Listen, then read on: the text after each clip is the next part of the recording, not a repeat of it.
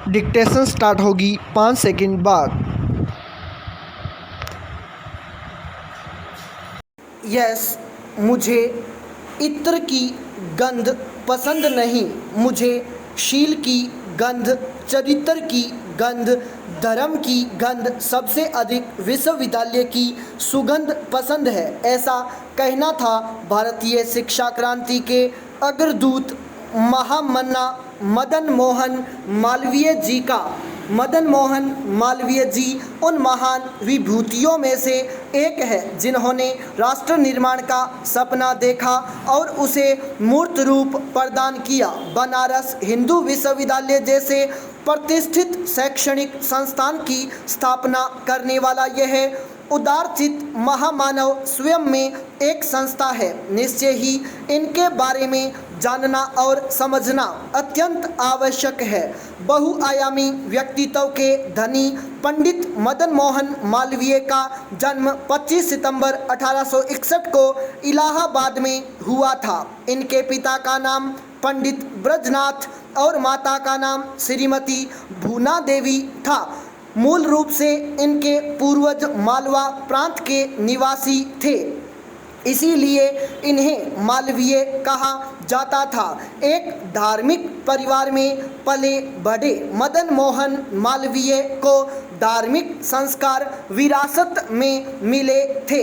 अपने पिता और दादा की तरह मालवीय जी भी धार्मिक प्रचार करने के इच्छुक थे, परंतु परिस्थितियों के दबाव के चलते उन्हें अध्यापन में आना पड़ा। परंतु धार्मिक संस्कारों ने इनके भावी व्यक्तित्व को प्रभावित अवश्य किया। पाई पैराचेंज।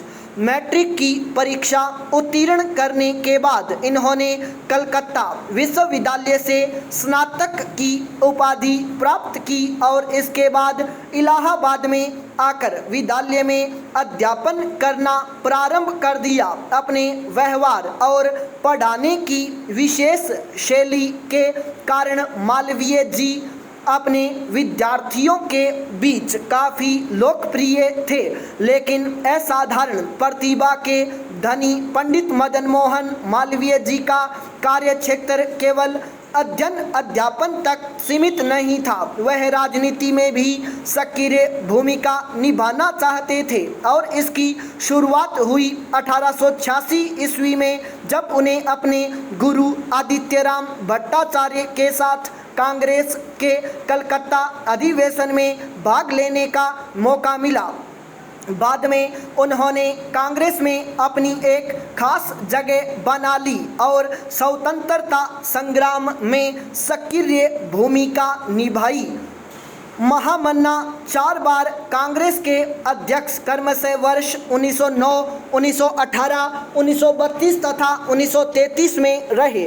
मालवीय जी ने कांग्रेस के नरम दल और गरम दल के बीच एक जोड़ने वाली कड़ी के रूप में कार्य करते हुए राजनीतिक स्तर पर अत्यंत महत्वपूर्ण भूमिका अदा की और स्वतंत्रता संग्राम के पथ प्रदर्शक बने।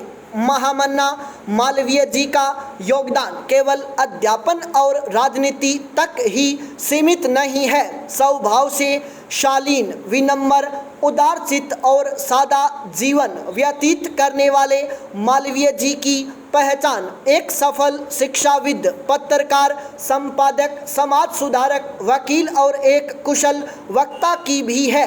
1886 ईस्वी में जब उन्होंने कांग्रेस अधिवेशन में भाषण दिया तो कालांकार के राजा रामपाल सिंह उनसे बहुत प्रभावित हुए और उनसे हिंदुस्तान नामक साप्ताहिक समाचार पत्र का संपादक बनने का अनुरोध किया।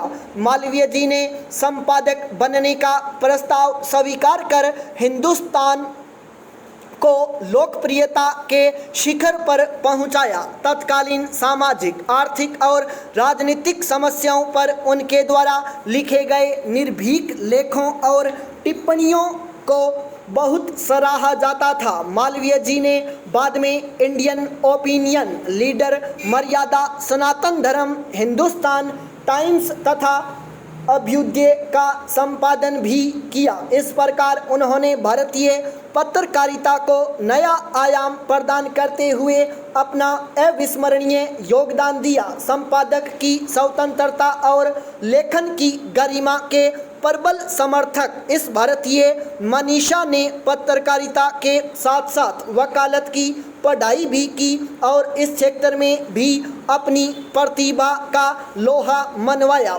1899 ईस्वी में मालवीय जी ने वकालत की परीक्षा पास की और हाई कोर्ट में प्रैक्टिस आरंभ कर दी। स्वाभिमानी मालवीय जी अपने नियमों और सिद्धांतों के इतने पक्के थे कि किसी भी हालत में झूठे मुकदमों की पैरवी नहीं करते थे, परंतु कुछ समय पश्चात सामाजिक कार्यों में व्यस्तता बढ़ जाने के कारण वकालत छोड़ दी। परंतु जब गोरखपुर के ऐतिहासिक चोरी चौरा कांड में 170 लोगों को फांसी की सजा हुई, तब उन्होंने वकालत छोड़ने के 20 वर्षों के अंतराल के बावजूद भी इलाहाबाद हाई कोर्ट में अद्भुत बहस की और 150 लोगों को फांसी से बचा लिया। इस मुकदमे में मालवीय जी ने इतने प्रभावशाली ढंग से आरोपियों की पैरवी की कि उनसे प्रभावित होकर मुख्य न्यायाधीश ने उन्हें अदालत में ही बधाई दे दी। इसके अतिरिक्त मालवीय जी ने विधवाओं के पुनर्विवाह का समर्थन और बाल विवाह का विरोध भी किया। समाज सुधार के क्षेत्र में काम करते हुए उन्होंने महिलाओं की शिक्षा के लिए भी कार्य किया। श्रीमद् भागवत और गीता के विख्यात व्याख्याकार के रूप में मालवीय जी की आध्यात्मिक ऊर्जा और बौद्धिक कौशल को सभी नमन करते हैं। वह दक्षिणपंथी हिंदू महासभा के आरंभिक नेताओं में से एक थे और उदारवादी हिंदुत्व के समर्थक थे। गंगा के प्रति मालवीय जी का प्रेम और श्रद्धा अत्यधिक थी, इसीलिए जब अंग्रेज सरकार द्वारा गंगोत्री से निकली गंगा की धारा को अवरुद्ध करने की कोशिश की गई तो उन्होंने गंगा महासभा की ओर से व्यापक सत्याग्रह अभियान चलाया। इसका परिणाम यह हुआ कि अंग्रेज सरकार को झुकना पड़ा और उसने उत्तराखंड में गंगा की धारा पर कोई भी बांध या फैक्ट्री न बनाने का फैसला किया। पाई पेराचेंज महामन्ना ने अनेक रूपों में देश की सेवा की और अपने जीवन के अंत तक किसी न किसी रूप में सक्रिय रहे, परंतु बनारस हिंदू विश्वविद्यालय की चर्चा किए बिना उनके योगदान का उल्लेख अधूरा है। मालवीय जी शिक्षा के बिना व्यक्ति के विकास को असंभव मानते थे। उनका कहना था, शिक्षा के बिना मनुष्य पशु तुल्य होता है। देश के युवक युवतियों को देश में ही उच्च गुणवत्ता की शिक्षा देने के उद्देश्य से उन्होंने एक विश्वविद्यालय की स्थापना का सपना देखा और अपने इस सपने को 4 फरवरी 1916 के दिन बनारस हिंदू विश्वविद्यालय का शिलान्यास करके साकार किया। वर्तमान समय में यह लगभग 30,000 विद्यार्थियों और 2,000 प्रतिभाशाली अध्यापकों के साथ एशिया का सबसे बड़ा आवासीय विश्वविद्यालय है। अपने आरंभ काल से ही शिक्षा, संस्कृति और बौद्धिक विमर्श का महत्वपूर्ण केंद्र रहा। यह विश्वविद्यालय आज देश विदेश के प्रतिष्ठित शिक्षा संस्थानों में गिना जाता है। मालवीय जी उच्च शिक्षा के आधुनिकतम विषयों, विज्ञान की विभिन्न शाखाओं और पद्धतियों के साथ ही भारतीय ज्ञान परंपरा, वेद, शास्त्र, दर्शन, साहित्य और कला के अध्ययन के वैश्विक केंद्र बिंदु के रूप में इस विश्वविद्यालय को विकसित करना चाहते थे।